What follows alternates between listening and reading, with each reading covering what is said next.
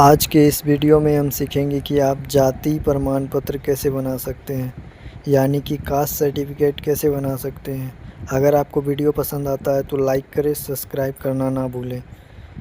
तो चलते हैं कंप्यूटर स्क्रीन पे। कंप्यूटर स्क्रीन में आने के बाद आपको गूगल या क्रोम में चले जाना है।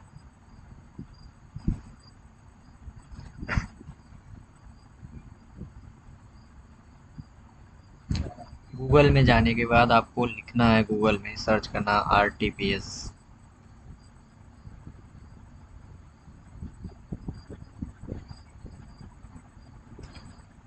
फर्स्ट में लिंक दिखेगा, उस पर क्लिक कीजिए।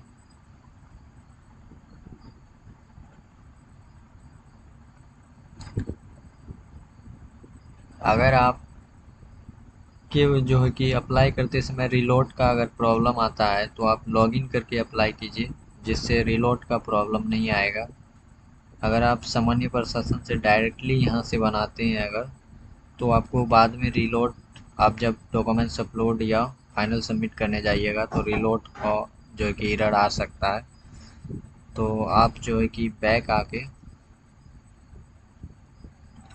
यहाँ से लॉगिन पे क्लिक कीजिए।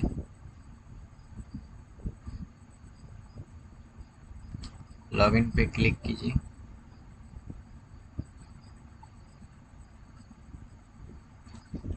लॉगिन करने के बाद आपको जो है कि इस तरह का पेज दिखाई देगा। अगर आप फर्स्ट टाइम आ रहे हैं तो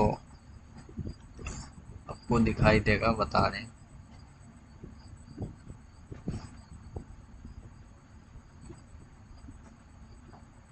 लॉगिन पे क्लिक कीजिए।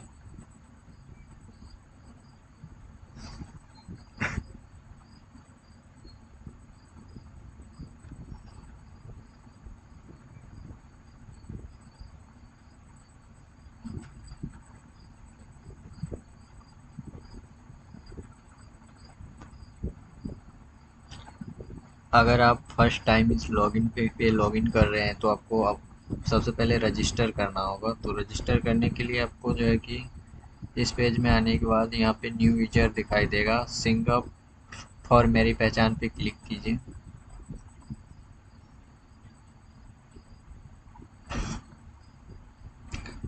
यहाँ पे आपको दिखाई देगा सिंग अप जन परिचय। यहाँ पे अपना मोबाइल नंबर दर्ज कीजिए, उसके बाद जनरेट ओटीपी पे क्लिक कीजिए।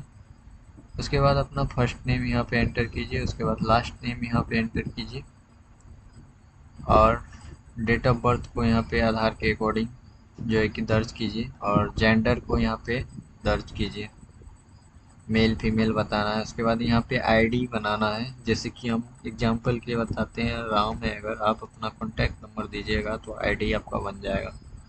स्क्रॉल करके नीचे आइए, उसके बाद यहाँ पे पासपोर्ट बताना है। यहाँ पे आपको अपना पासपोर्ट बना लेना है, कोई सा भी। उसके बाद यहाँ पे कंफर्म पासपोर्ट पे क्लिक कीजिए और टर्म एंड कंडीशन को एग्री कीजिए। सबमिट पे क्लिक कीजिए। सबमिट पे क्लिक कीजिएगा तो आपका आईडी जनरेट हो जाएगा। अभी सबमिट पे क्लिक इसलिए नहीं किया क्योंकि मेरा आईडी ऑलरेडी बना हुआ है। उसके बाद नीचे में ही दिखाई देगा आपको singing into an existing marriage पहचान अकाउंट पे क्लिक कीजिए। ये पेज आपको लॉगिन पे लेके जाएगा। यहाँ पे अपना मोबाइल नंबर पे मोबाइल पे सेलेक्ट कीजिए।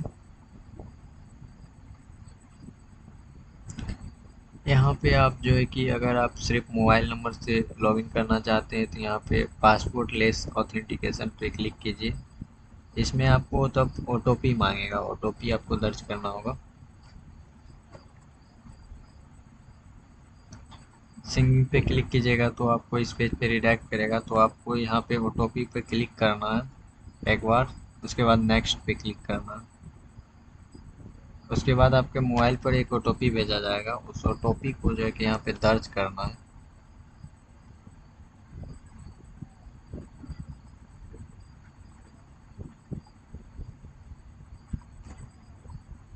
उसके बाद सिंगिंग पे क्लिक करना है।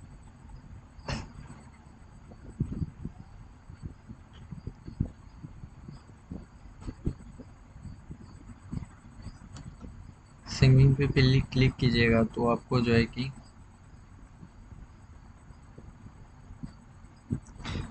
दूसरा पेज पे जो है कि एंटर करेगा, लॉगिन पे क्लिक कीजिए, फिर से लॉगिन पे क्लिक कीजिए।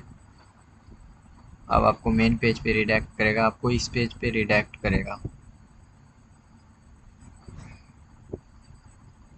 उसके बाद यहाँ साइड में आपको दिखाई देगा एप्ली फॉर सर्विस पे क्लिक कीजिए, व्यू ऑल अवेलेबल सर्विस पे क्लिक कीजिए।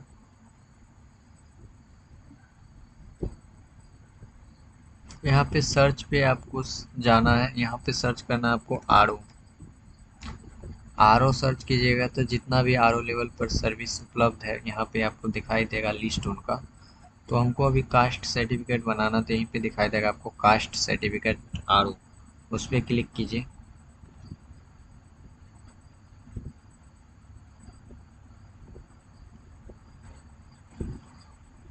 क्लिक करने के बाद आपको इस पेज पे लेके आएगा। यहाँ पे आपको जेंडर बताना है, मेल या फीमेल। उसके बाद यहाँ पे आप अभिवादन लगा सकते हैं तो छोड़ सकते हैं। उसके बाद यहाँ पे जिनका भी आप अप्लाई कर रहे हैं उनका नेम यहाँ पे दर्ज करना है।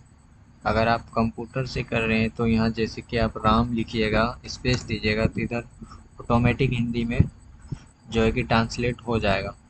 अगर आप मोबाइल से कर रहे हैं तो आपको यहाँ पे हिंदी में नाम अपने से ट्रांसलेट करके लिखना होगा।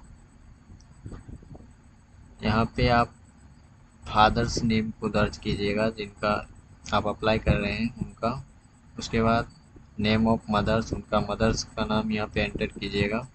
ऑटोमेटिक यहाँ पे हिंदी में, अगर कंप्यूटर से कर रहे हैं तो ऑटोमेटिक हिंदी में यहाँ पे ट्रांसलेट हो जाएगा। और फ़ोन से कर रहे हैं तो आपको खुद से ट्रांसलेट करके लिखना होगा हिंदी। यहाँ पे अगर हस्बैंड है तो हस्बैंड नेम दीजिए, नहीं तो छोड़ सकते हैं। यहाँ पे आपको मोबाइल नंबर देना है,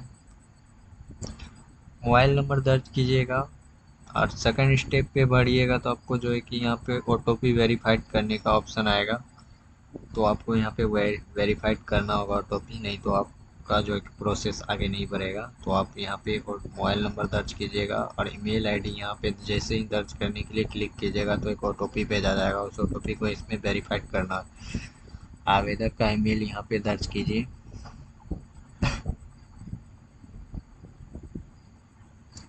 उसके बाद यहाँ पे पता पूछेगा, परमानेंट एड्रेस, यहाँ पे अपना स्टेट सेलेक्ट कीजिए।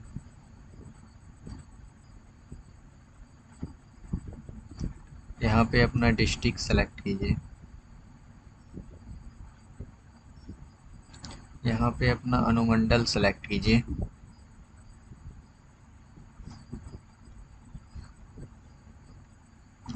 यहाँ पे प्रखंड सेलेक्ट कीजिए।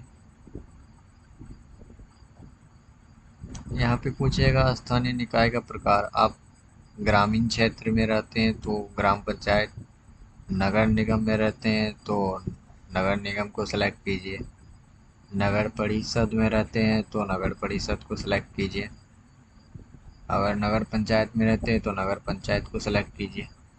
जैसे ही नगर पंचायत को सिलेक्ट कीजिएगा तो आपको यहाँ पे नगर पंचायत का डिटेल्स देना है, कौन सा पंचायत में आप रह रहे हैं उसको यहाँ पे सेलेक्ट कीजिए।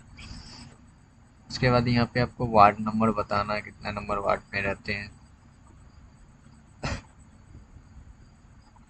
यहाँ पे आपको अपना विलेज बताना है, आधार के अकॉर्डिंग विलेज यहाँ पे दर्ज कर देंगे, घर का एड्रेस। उसके बाद यहाँ पे पोस्ट ऑफिस के नेम बताना है। उसके बाद यहाँ पे पुलिस स्टेशन का नाम बताना है। उसके बाद यहाँ पे पिन कोड नेम बताना है, पिन कोड यहाँ पे दर्ज कीजिए। उसके बाद अगर आपका एड्रेस परमानेंट एड्रेस और प्रेजेंट एड्रेस सेम है तो ऊपर के जैसा पे टिक कीजिए। जो भी डिटेल्स आपने ऊपर भरी है ऑटोमेटिक नीचे भी फिल हो जाएगा ऑटोमेटिक। उसके बाद आपको यहाँ पे अपना फ़ोटो एक अपलोड करना है।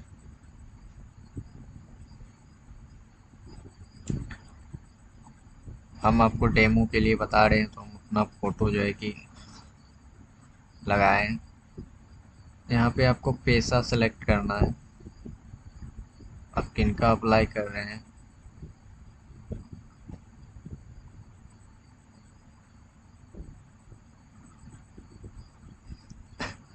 यहाँ पे कैटेगरी बताइए कौन सी कैटेगरी के अंतर्गत आप लोग आते हैं। उसके बाद यहाँ पे कास्ट बताइए कौन सा जाति से हैं आप लोग। उसके ऑटोमेटिक यहाँ पे प्रेस कर लिया जाएगा। उसके बाद यहाँ पे आपको जो है कि काफ़ी महत्वपूर्ण जानकारी यहाँ पे जो कि आपको जो है कि आपके पास अगर राजस्व अभिलेख का खतियान है तो वो अपलोड कीजिए, राजस्व अभिलेख का दान पत्र है तो वो अपलोड कीजिए। अगर आपके पास इन सभी में से कोई भी चीज़ नहीं है तो आप यहाँ अन्य राजस्व अभिलेख पे क्लिक करके जो है कि आप आधार कार्ड लगा दीजिए। उसके बाद यहाँ पे कैप्चा को दर्ज कीजिए और प्रोसीड पे क्लिक कीजिए।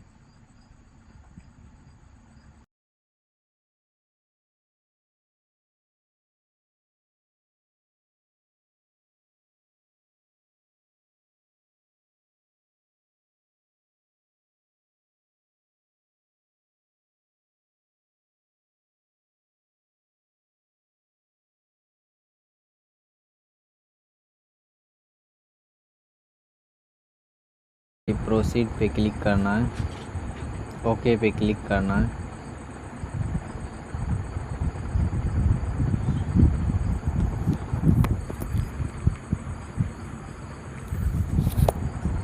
आपको यहाँ पे बोलेगा आपको सारा डिटेल्स को एक बार चेक करने के लिए, सारा डिटेल्स को एक बार चेक कर लीजिए।